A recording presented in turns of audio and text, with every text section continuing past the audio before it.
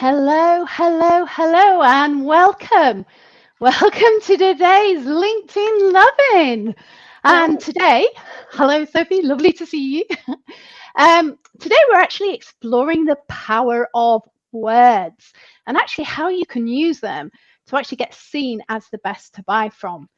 And this is why I'm delighted to be joined by Sophie Hudson from Your Marketing Doctor here to tell us all about it.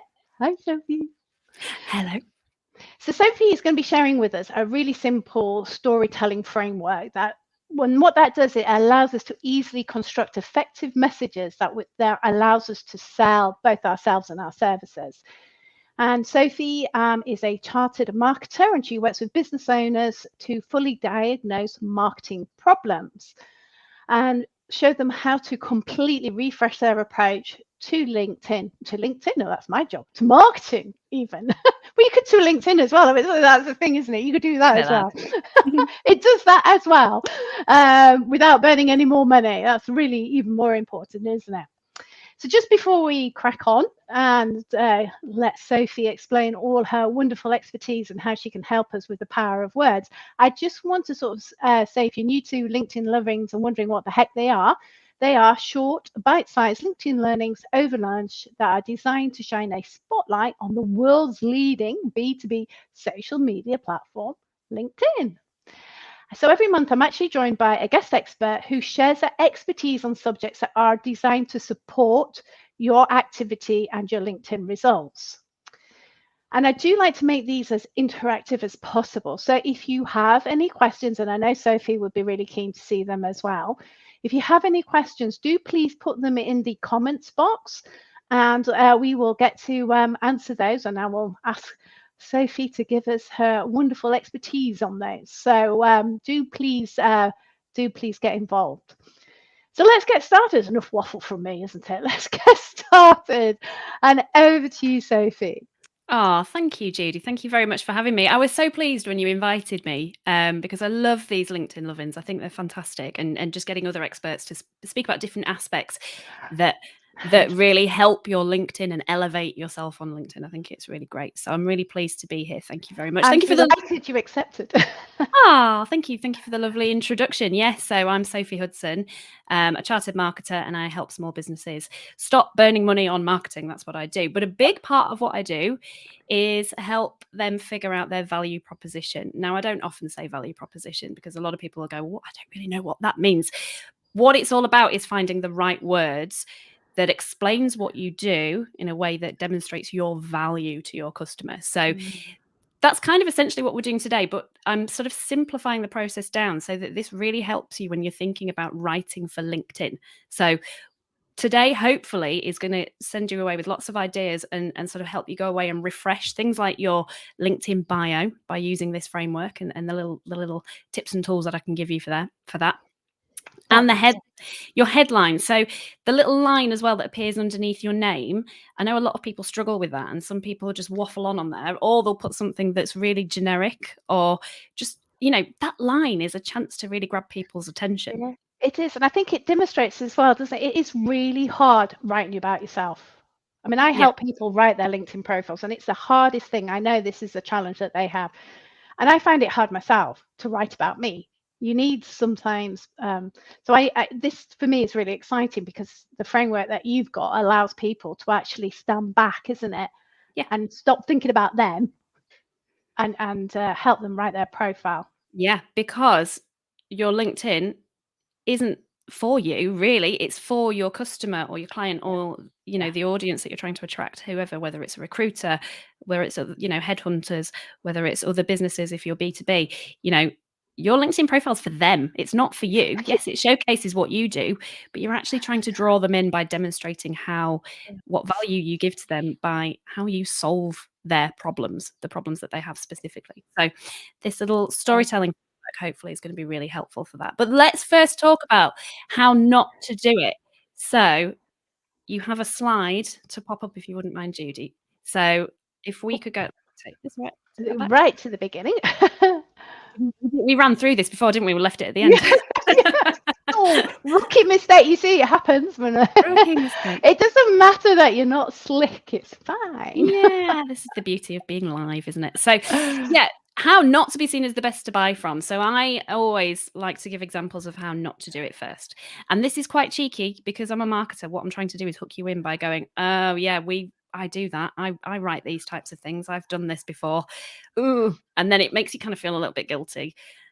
This is what I do. I'm trying to hook you in. So for you to go, can you help me do this right? So cheekily, let's think about how not to do it. Now, Judy, you've probably got loads of examples and you must see badly constructed LinkedIn bios and poor wording all the time. I think it goes back to what you said before, though, isn't it? That it's your profile is not about you. And I think for a lot of people, they don't really know who they're talking to and what they or what they're using their LinkedIn profile for, which is one of the things I always talk about. Why are you on LinkedIn and what is it you want it to do for you? But, obviously the common one is that people just put their job titles and company name. So, I mean, if you're an accountant, then you do need to have accountant on your headline. That's an important thing, but it doesn't make you stand out, which is what you're talking about, isn't it? It doesn't make you stand out from any other accountant. And the other thing I see is people will put on their sort of, the first line of the about section or the bio or whatever you want to call it, they'll put welcome to my profile. I'm bored already. Yeah, exactly. And I think, I think it stems from a fear of not knowing what to write and not knowing what to put, 100%, to be seen as getting it wrong or saying something. You're not going to say something offensive unless you're an offensive person. You're not going to offend anybody by putting a bit of personality in there. So, trying to, there's a bit of fear there as well. But I see this all the time, not just on LinkedIn. I see it on websites. I see it in, on leaflets, brochures, wherever you are explaining what you do and you're trying to attract whatever marketing you're doing. These sorts of lines I see all the time, and it's a real shame because everybody seems to use them. A lot of businesses do. So things like, we help businesses grow. I mean, not every business wants to grow. And is that growing profit? Is that growing in people? What do we mean there? Things like, we have a no-nonsense approach. Well, talk about stating the obvious, because nobody's going to work with you if you are full of nonsense and you make things overcomplicated. So why do you need to state the obvious? That's brilliant. And building lasting relationships with our customers. I mean, good, but hopefully that's what we want. You don't need to say that. That's not really going to, that's used so many times. You see it on pop-up banners at conferences everywhere. Building lasting relationships, tailored solutions to meet our customers' needs. What are the solutions that you're tailoring? We don't know. How are you meeting my needs as a customer? So we're trying to be a bit more explicit in what we do. And I actually saw this bottom one. I saw this morning, and I hope this person isn't on because they're going to go, I did that. That was me. I'm not going to say their name. But their sort of top line was, I put customers at the heart of what I do. Yeah. Which, yes, that's very nice. And that is important. And as, our values as small businesses should be that we're putting the customers first and foremost. But we don't need, saying that isn't telling me as a customer what you're actually doing. How are you going to put me at the heart of what you do? What does that mean? So we're trying to avoid these cliches, these sort of very common lines that you see all the time. And we're trying to find a way that you can stand out from your competitors. So it's very much, sorry. No, carry on. I was interrupting you there. Sorry. I was just going to say it's very much because it doesn't mean anything. And they're also about you, aren't they? As in, it's not about your audience. It's not about them. And, it's like asking, somebody once said to me, use the so what question. So what? Could anyone else say the same thing? And with all of those examples that you've got, that's a big yes, because you could just put anybody's company name in there and everybody could say the same thing. Yeah, exactly. Yeah. So what? We help businesses grow. So what? You've got to keep asking that. I mean, we've got to expand on that and be a bit more specific. Otherwise, you're just not going to attract the right people. So just a little bit of history before I delve into the storytelling framework now and where this has come from. So if you've ever heard, in the 20th century, there was a writer called Joseph Campbell, and he was a really influential, what we would call nowadays as a thought leader. a thought leader of the 20th century, although he wasn't on LinkedIn. So none of his content was on LinkedIn. He wrote a book called The Hero's Journey. And he was a really influential person and influenced the likes of George Lucas, who even credited him as being an influence for Star Wars. So Joseph Campbell did a lot of theorizing and wanted to understand the process of storytelling. And he wanted to sort of prove that there is this pattern of narrative that you see in every single story, or every single good story, every story that's told, whether it be a religious story in a religious text, or a myth, so like Greek myths, or wherever and whenever that story was told in human history, it seems to follow this exact same pattern, this single pattern that that sort of draws the listener in, or the reader in, into telling this story.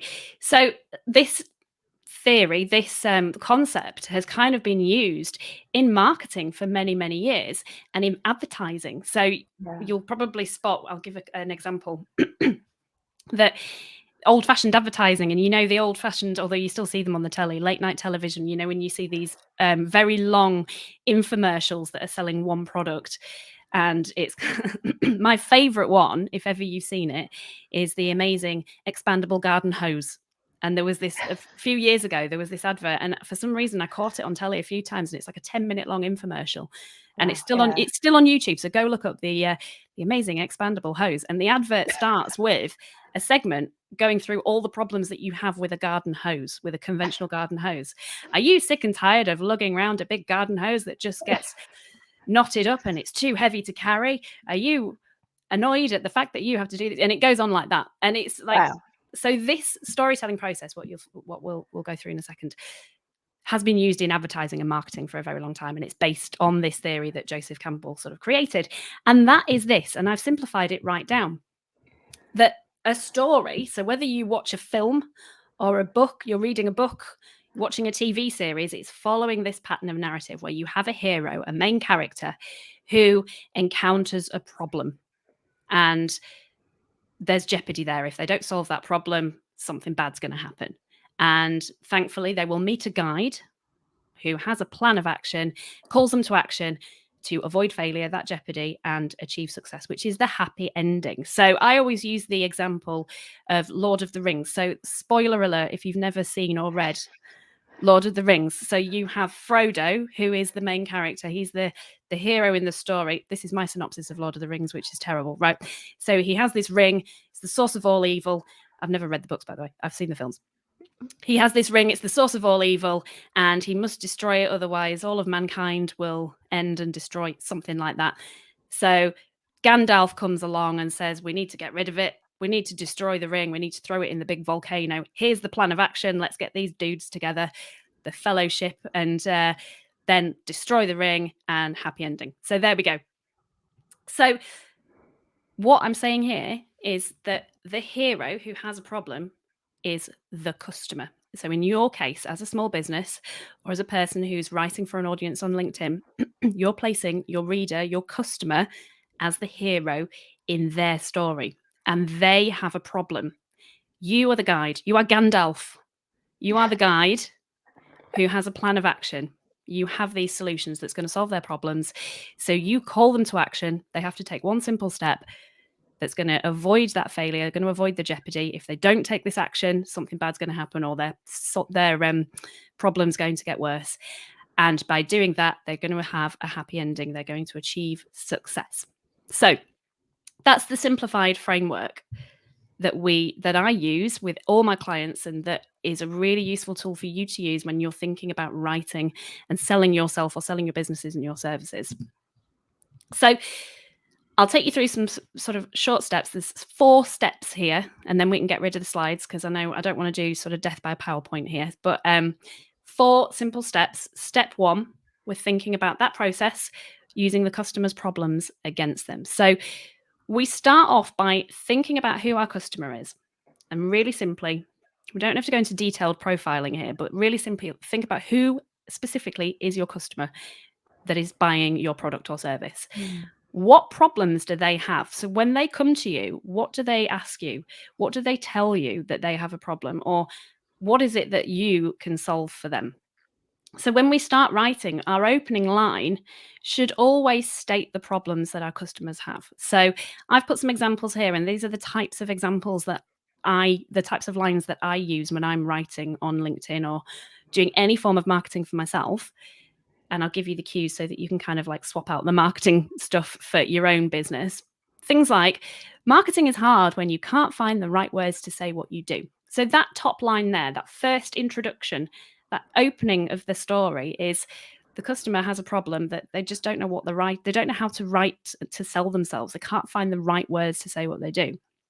Which and makes they're in the marketing hard. hook, isn't it? That's the hook. If we compare it to the don'ts, whereas we put customers at the heart, that actually hooks. I love that. It's great.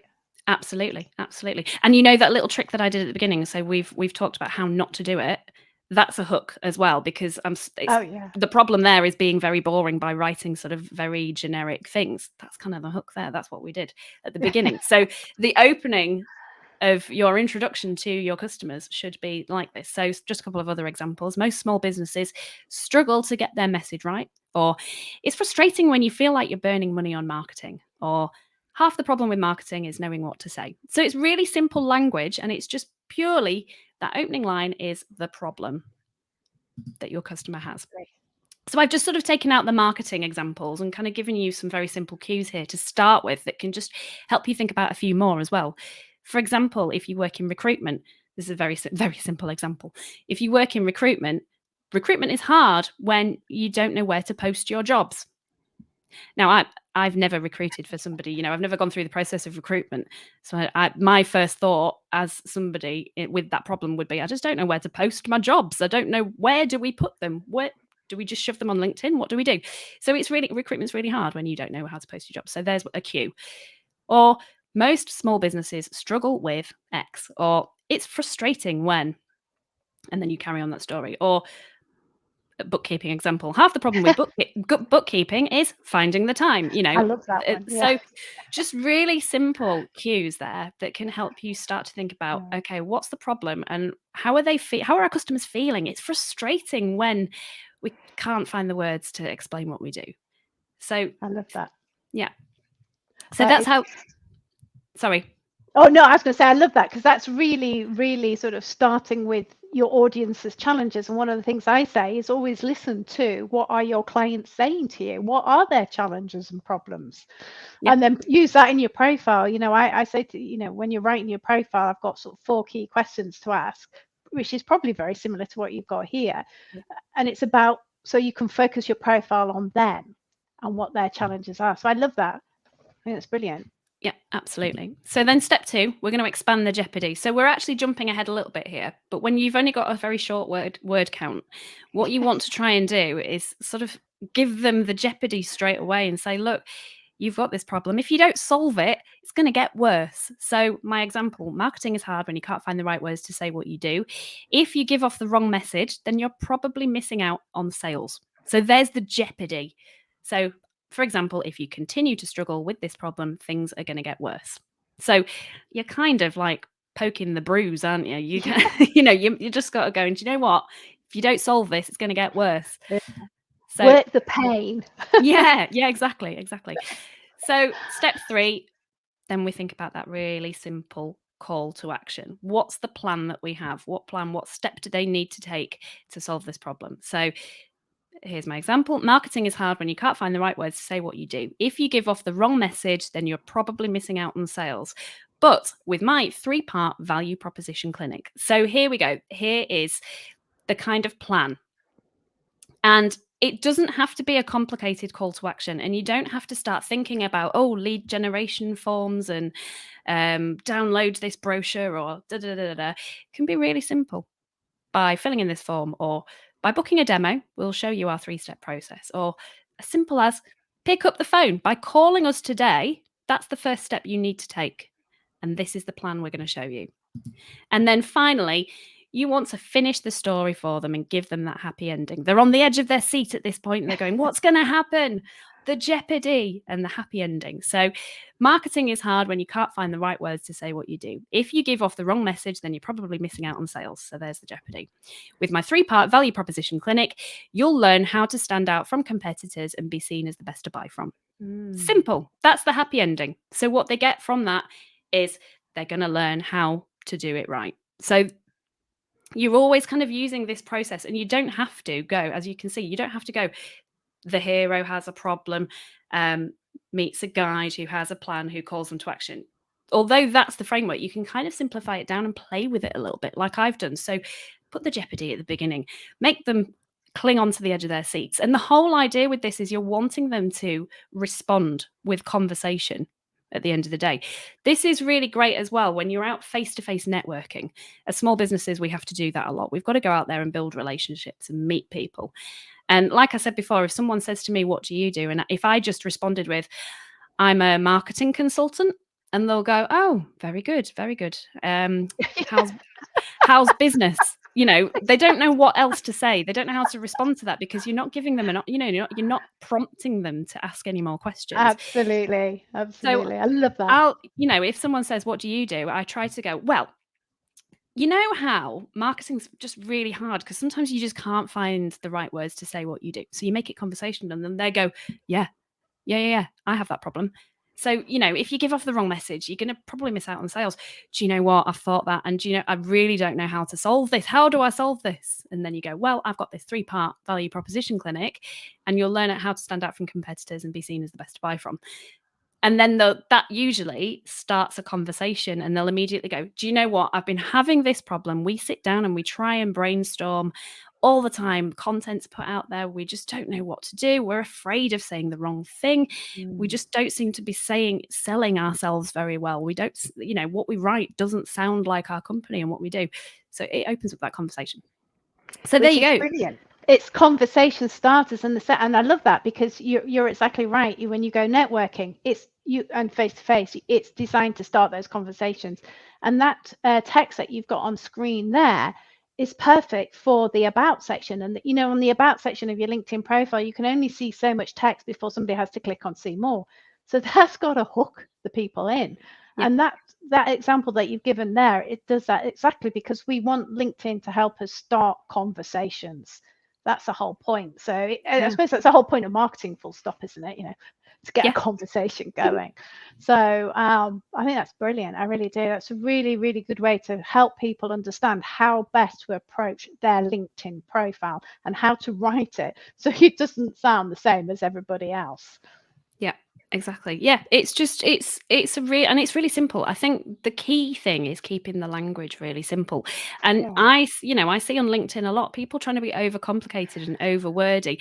And I've tried ChatGPT. I know I didn't really want to talk about AI because it's everywhere at the minute, but I've tried that, and I've tried giving loads of different prompts. And at the moment, it gives really wordy responses. When I say, can you give me an idea for my LinkedIn bio? This is what I do. It'll give you this really wordy response, and you don't have to be like that. So the human side of it is just keep it short, really simple language. This isn't about dumbing down at all, dumbing down your content and being patronizing. This is just about keeping it really simple, down to earth. This is how we solve your problems. We know you've got this problem, and this is how we're going to solve it. Brilliant. And do you know what else is good about that? It's because people don't have time. They need to be able to get pretty much, on screen, when somebody comes to your LinkedIn profile, you've literally got seconds to grab their attention. Yeah. So you can't go into a big waffle with lots of, superfluous swears or whatever. You need to go in there and be really succinct and say how you can help and things like that. So that is really, really important. And also if you 60 seconds, if you still do that networking, you can't go into a big waffle, can you? Because people just switch off. It's perfect when you've got short word count or short space of time, just to really hook people in. And it's about attracting the right customers as well. Shall I get rid of the slides? Should we just put our faces? Yeah, absolutely. Do you want me Let's get rid of our slides. It's much nicer to see our faces. But well, I don't want to see yours. I've lost my train of thought now. Yeah, so when you've got a short space of time, and the word count, is really limited, it's really, really useful. Just hooking the customer in. That was it. That was my point. Thinking about who the customer is. So, you've got to really resonate with your audience. If you've got generic content or generic words that you see a million times, we make businesses grow, we build great relationships with our customers.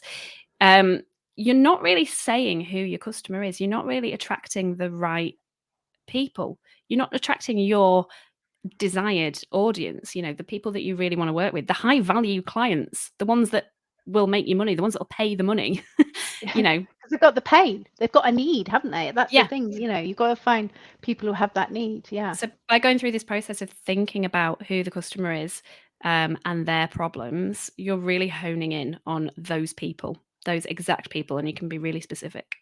Which is why I always say about using questions as well. Do you struggle with?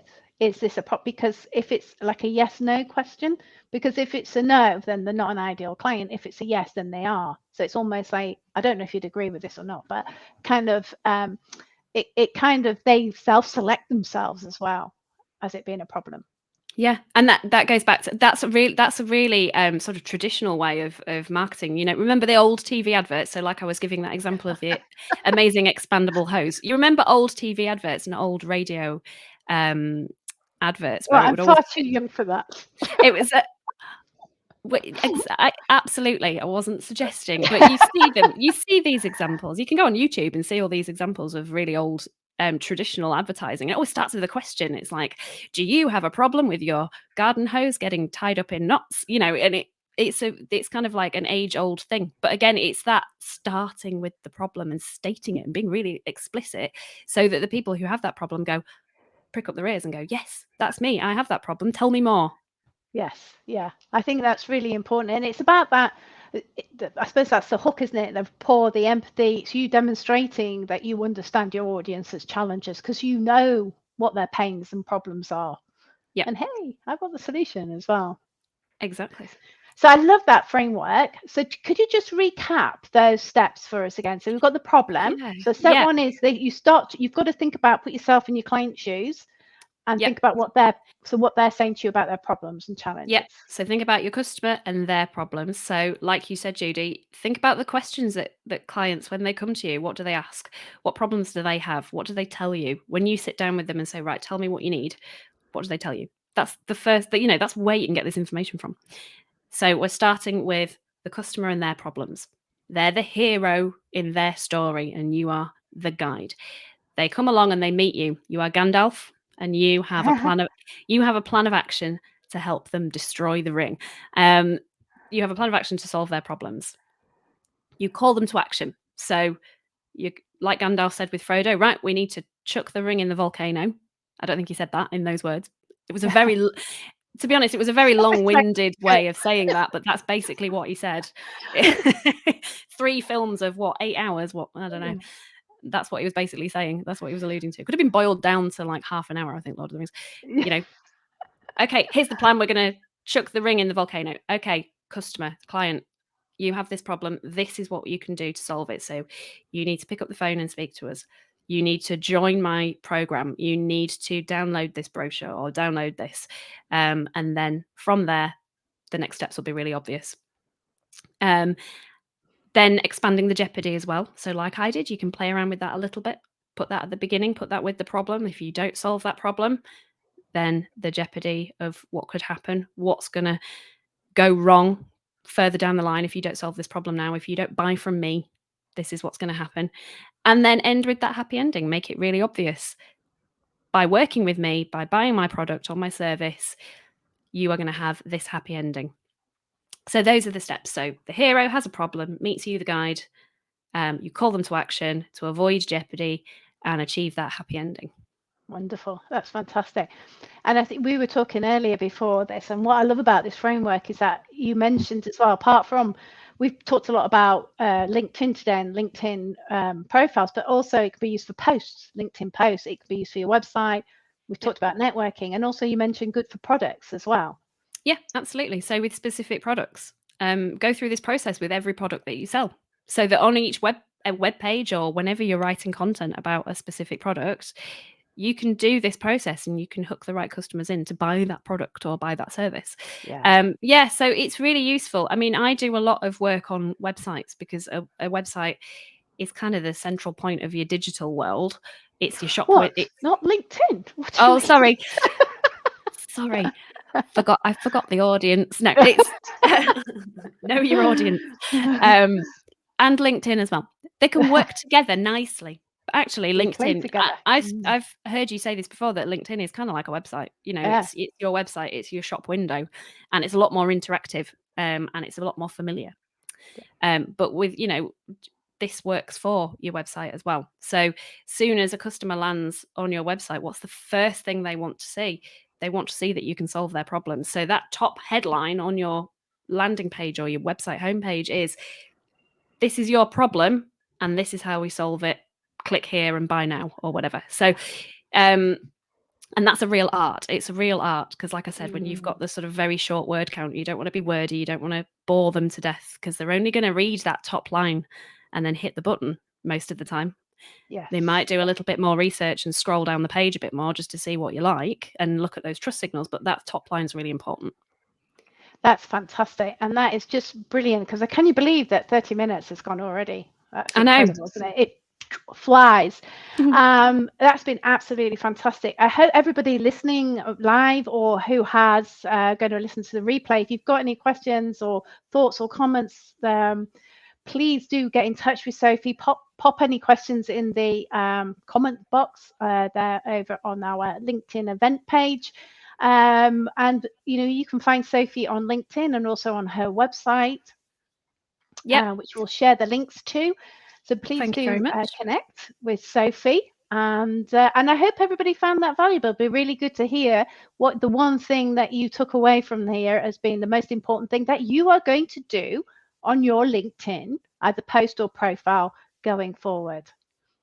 Yeah, that'd be great. And I look forward to seeing everybody's really amazing elevated content and bios. And I want to see lots of problems being flown around and how you can solve them, all these solutions. So yeah, I'm looking forward to that. And please do get in touch.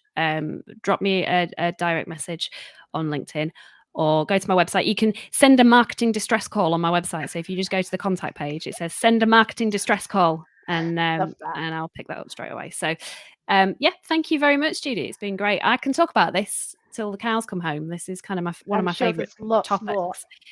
It's kind of, for me, it's the central point of marketing is the words and the thought and how you really hook the right customers in. That's the essence of marketing at the end of the day. So this framework, it just sort of makes marketing a little bit more understandable and accessible for everybody, I think. It does. I think it's a great framework, and I'm definitely going to go back and look at my LinkedIn profile from that perspective and make sure that I'm using that on mine as well. So thank you so much, Sophie, for that wonderful wisdom today. I really, really appreciate it. And I look forward to seeing everyone again on next month's LinkedIn LoveIn. But until then, it's bye for now from myself and from Sophie. Thanks.